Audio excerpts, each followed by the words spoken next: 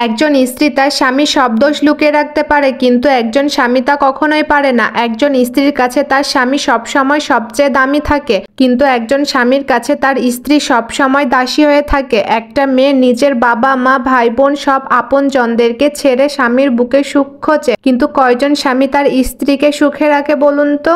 আজকে 160 টাকার প্যাকেজটি রান্না করব, তো ভাবলাম আপনাদের সাথে শেয়ার করা যাক। 160 টাকা করে দুইটা প্যাকেজ নিয়েছি। দেখুন আপনাদের ভাইয়া কি বাজার নিয়ে এসে চলুন দেখি। তো এদিকে আলু নিয়ে এসেছে, মনে তো হচ্ছে বাঁধাকপি নিয়ে এসেছে। অনেক জায়গায় বাঁধাকপিকে কে কি নামে বলেন জানাতে পারেন। আর এদিকে দেখুন জলপাই নিয়ে এসেছে। জলপাই তো আমার কাছে অনেক ভালো লাগে, জলপাইয়ের আচারটা অনেক ভালো লাগে, বিশেষ করে লাল শাক দিয়ে যে জলপাইটা রান্না করা হয় ওইটা তো আমার কাছে ভীষণ ভালো লাগে। লাল শাক নিয়ে এসেছে, সিম নিয়ে এসেছে, লাউ নিয়ে এসেছে, এটা কদুও বলা হয়। তো এখানে আমি রান্নাটা শুরু করে দিয়েছি।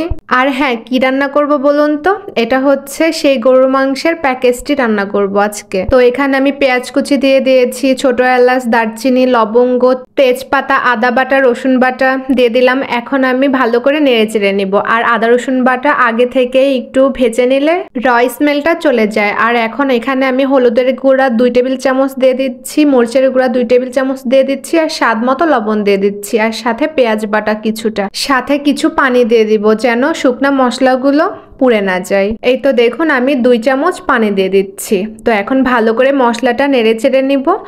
আর এটা কি বলুন তো? এটা হচ্ছে জিরা বাটা, আর 3টে কাঁচামরিচ দিয়ে দিচ্ছি। তো এখন মশলাটা ভালো করে আমি নেড়ে চেড়ে নিব। তো দেখুন ভালো করে নেড়ে চেড়ে নিচ্ছি, আর মশলাটা যত কষাবেন ততই কিন্তু ভালো লাগে। আর এই তো দেখুন সেই প্যাকেজটা, এর মধ্যে আলু থাকে, তো আমি আরো 2টো আলু বেশি বাড়িয়ে দিলাম, ছোট ছোট আলু ছিল। তো এখন মাংসটা দিয়ে আমি কষিয়ে নিব। আর এই প্যাকেজটা কাদের জন্য সব থেকে বেস্ট হবে বলুন তো? এটা হচ্ছে ব্যাচেলারদের জন্য অনেক বেস্ট হবে। তো এখন আমার মশলাটা দেখুন ভালো করে মশলার মধ্যে মাংসটা দিয়ে আমি কষিয়ে নিচ্ছি। তো এখন আমার কষানো হয়ে গেছে কিছুটা। তো এখন আমি ঢাকনা দিয়ে দিব। তো ঢাকনাটা দিয়ে দিলাম। তো কিছুক্ষণ পর আমি আবার এসে ঢাকনাটা উঠে নিচ্ছি। দেখুন আমার মাংসটা মানে একটু কষা কষা ভুনা ভুনা হয়েছে। সে তো হচ্ছে এখনই খেয়ে ফেলি। তো আমি যখন ভিডিওটা এডিট করতেছিলাম তখন আমার এত খেতে ইচ্ছে করছিল। আর এখানে কি দিয়ে দিলাম বলুন তো? এটা হচ্ছে দারচিনি, ছোট এলাচ, লবঙ্গ আর অন্যান্য মশলা মিক্স করে বেটে এখন আমি দিয়ে দিলাম। তো এই মশলা বাটাটা আমার আগে না দিয়ে এখন দিলে বেশি ভালো লাগে খেতে। তো এখন আমি আবারও ঢাকনাটা দিয়ে দিচ্ছি। কিছুক্ষণ পর আমি ঢাকনাটা আবারও উঠিয়ে নিলাম। দেখুন এই কষানো কষানো এই মশলাটা দিয়ে ভাত খেতে কিন্তু অনেক ভালো লাগে।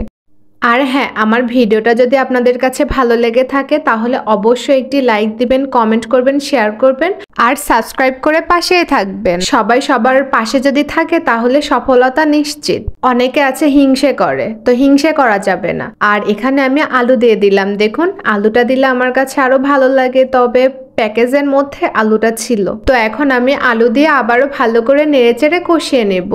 আলুটা আধা সেদ্ধ হওয়া পর্যন্ত আমি ভালো করে কষিয়ে নেব। তো এখন আমি ঢাকনাটা দিয়ে দিব। তো আমি ঢাকনাটা উঠিয়ে নিয়েছি। তো দেখুন আলুটা আধা সেদ্ধ হয়ে গেছে। তো আমি আরো কিছুক্ষণ নেড়েচেড়ে নিচ্ছি। তো আলুটা দেখুন অনেকটাই সেদ্ধ হয়ে গেছে। তো এখন আমি কি দিয়ে দিব বলুন তো? এখন আমি পানি দিয়ে দিব। আর এই পানিটা হচ্ছে গরম পানি। তো গরম পানিটা দিলে মাংসটা আরো তাড়াতাড়ি সেদ্ধ হবে। তো আমি আবারও বলছি, আমার ভিডিওটা যদি আপনাদের ভালো লেগে থাকে তাহলে অবশ্যই একটি লাইক দিবেন, কমেন্ট করবেন, শেয়ার করবেন, এন্ড সাবস্ক্রাইব করে পাশে থাকবেন। আর আপনারা যদি হিংসা করেন তাহলে আপনারাও এগোতে পারবেন না, আমরাও এগোতে পারবো না। তো এখানে আমি আরো কিছুটা পানি দিয়ে দিলাম। তো এখন আমি ঢাকনাটা দিয়ে দিব। তো ফাইনালি আমার রান্নাটা দেখুন শেষের দিকে ঢাকনাটা উঠিয়ে নিলাম। তো এখন আমি কিছুক্ষণ নেড়ে চেড়ে আমি নামিয়ে নেব।